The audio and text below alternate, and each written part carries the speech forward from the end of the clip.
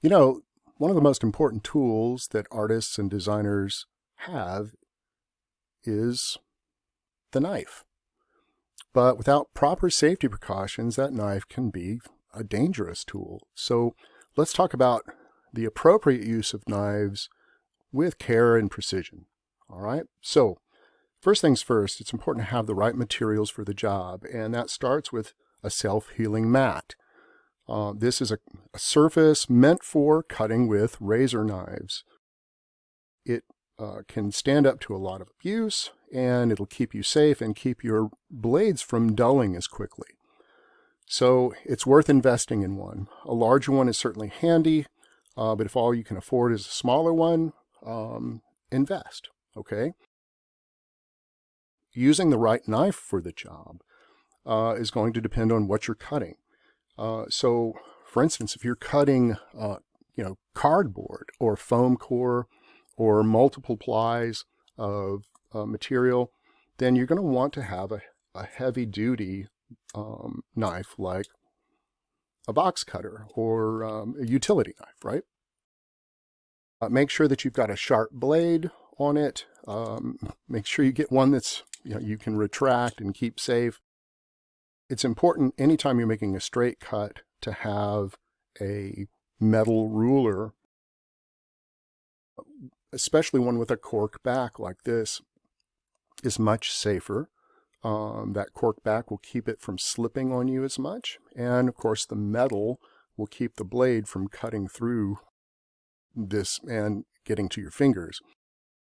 Important to have the right knife and the right safety tools like a self-healing mat and a metal straight edge.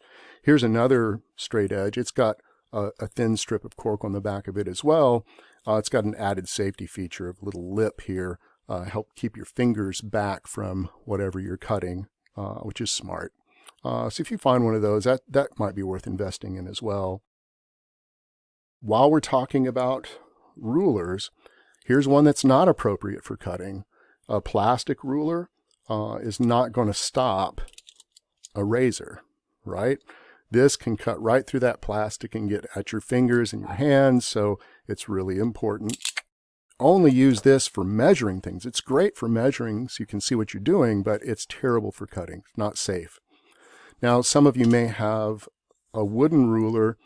Again, great for measuring, not so great for cutting, especially like this side doesn't have metal on it. Again, a razor can come right through that wood and get at your hands. Even the side that has this thin bit of metal, that would be better than nothing, but as you can tell, like that metal after a while gets kind of banged up. It's not really going to be the best surface to keep your edge straight. So that's probably not the best choice either, right? So metal straight edge with a cork back is a safer bet. So again, if you've got a thicker piece of stock, it's important that you've got a heavy-duty knife to cut. All right, keep your fingers back away from the edge.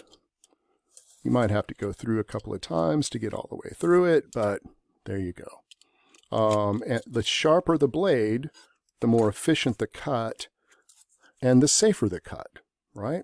It's always important to have a sharp edge.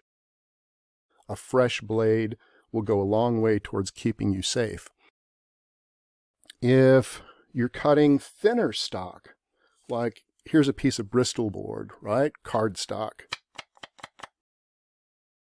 Once again, make sure that you've got a sharp blade. Now, the blade that's in this knife right now is not very sharp. Of course, before we get to changing that blade, it's important that you have a cap for your knife. This is the most important safety feature of the knife. Hang on to it, don't lose it, right? In fact, when you go to use the knife, it's not a bad idea to tuck this maybe under your self-healing mat. That'll keep it from rolling away, or at least, set it on that flat end so it doesn't roll away from you. You don't lose it. This blade is not very sharp any longer. And if I go to make a cut,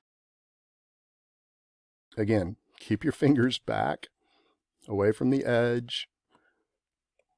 If you go to make that cut, and you feel like there's real resistance and it's not cutting very efficiently and I've got to go through several times before it comes loose, that means your blade's too dull to work properly or safely. So I'm going to have to change that blade. So the way that you change a blade, you hold on to the top of the knife and twist the bottom, right, a couple of times, and this will loosen this little collar up here that holds the blade in place, right?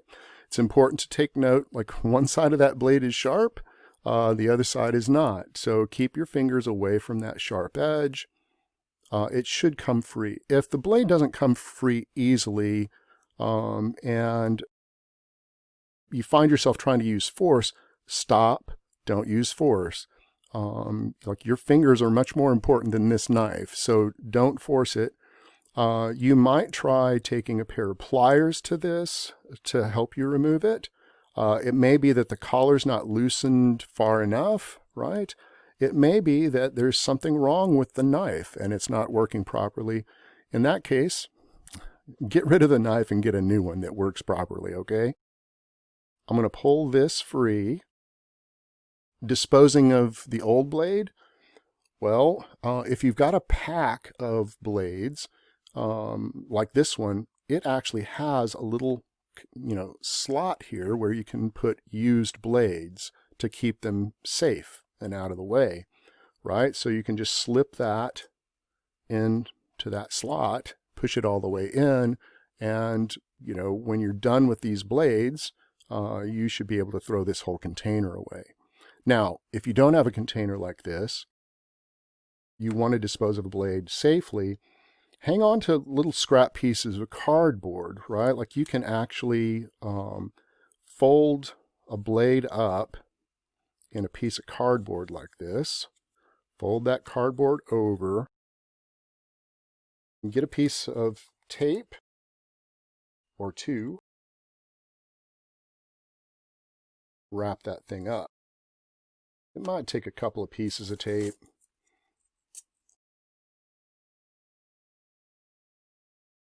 Now, that's a lot safer to put into the trash than just throwing that blade straight into the trash can.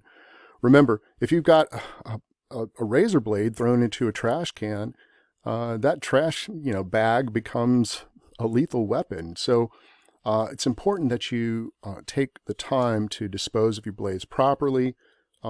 Safety first, right? Whoever's taking the trash out doesn't want that surprise. So wrap it up, keep things safe. Now,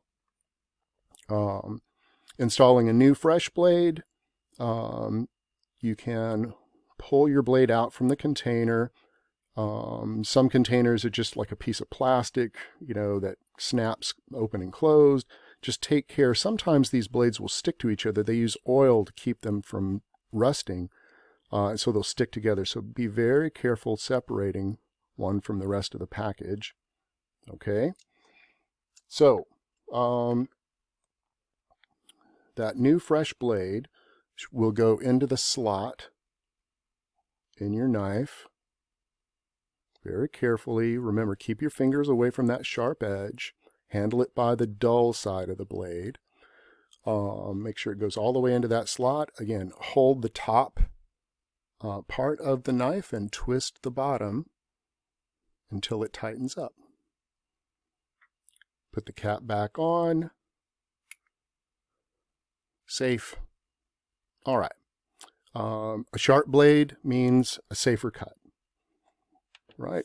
Again, because you're not going to have to force that cut and struggle to do it.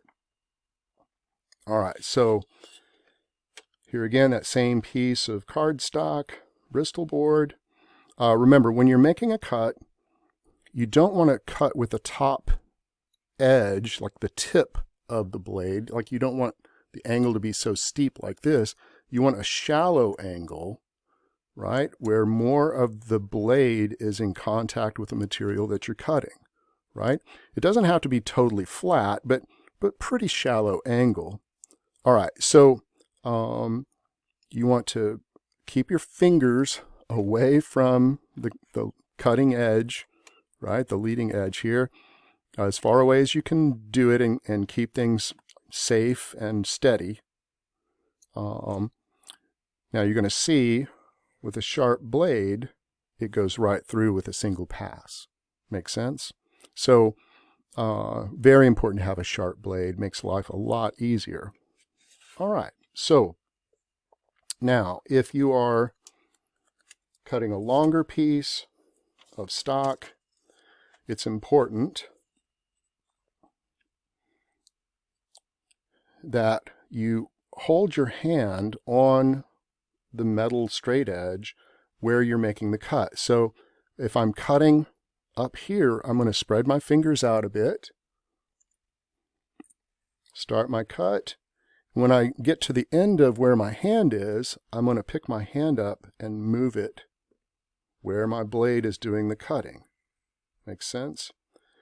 If I keep my hand at the top up here and I don't move it all the way through, I run the risk when I get to the end of this cut that the whole thing will kind of fishtail on me, right? It'll move if I'm just holding it up here. So it's better to move your hand along with where you're making the cut. Make sense? Okay. Now, what about cuts that are freehand, right? What if I have to make a curved cut? Well, it's really important that when you hold that piece that you're cutting, where you have to make turns, that you keep this hand that's steadying the piece up away from the blade, right? You never want this hand underneath this one, right? That's like an accident waiting to happen. Always hold the stock up here.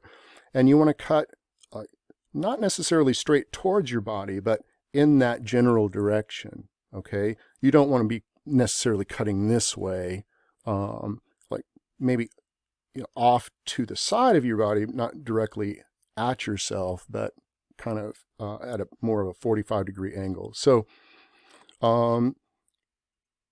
freehand cuts, again, you may have to increase the angle of the knife as you're doing this. Again, keep your thumb and fingers of the other hand out of the way. Now, when you get to a spot where the knife feels awkward, like you're having to cut back in towards yourself, what you want to do is turn the piece, right? Keep this hand up and out of the way. Turn the piece of paper to help you get the right angle for the cut. You may have to reposition it. Again, safety first. Make sure that you take your time. Keep this hand out of the way, away from the cut. Okay, if it doesn't come away cleanly, you may have to come back in, find where it's hanging on, and complete that cut.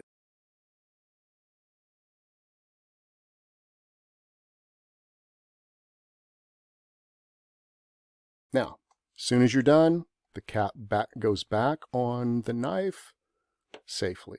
Now, again, knowing what tool to use, sometimes scissors are the answer. Like, if you can't do this safely, then maybe a sharp pair of scissors is what you need. Make sure that there's no, gunk on the scissors. Like I can see a little bit of residue from where one of my kids cut something that had some glue on it. These need to be cleaned and probably sharpened. A quick way to sharpen scissors, get a piece of sandpaper and make a few cuts through that sandpaper. It'll sharpen these right up. Now, if you can use the scissors to get a good clean cut, great. They're, and if you're squeamish about using a knife, then maybe you need to invest in more time with the scissors to get exactly the cut that you need. But unfortunately, a lot of times that knife makes a much cleaner cut than scissors can. So it's worth practicing. Just be safe, take your time, make sure that you're awake and aware of what you're doing. Artists are at times daydreamers. You cannot afford to be daydreaming when you're using a knife, okay? So make sure that you've got your wits about you, that you've got everything in place, that you've got the right materials, and that you're using them properly. For instance, like you never want to hold a piece in the air and try to cut it, right? Again, accidents waiting to happen. Firmly on a surface that's meant for cutting, self-healing mat. Don't do anything silly when you've got a knife in your hands. Don't try to cut time. Take your time, make sure that you're doing things the right way. Your hands and your fingers are important as an artist. Take care that you don't lose them. If you do accidentally cut yourself, it's important to have, some Band-Aids on hand, some antibiotic ointment, cleaning that wound and binding it. If it's a really bad cut, then seek medical attention right away. It's, again, it's worth investing in your hands. If you do have an accident, make sure that you take care of yourself. Again, safety first when you're using a knife. That being said, it's a really important tool. Once you get over your fear of it, it's going to be really beneficial, really important to your life as an artist, as a designer. So there you have it. Good luck.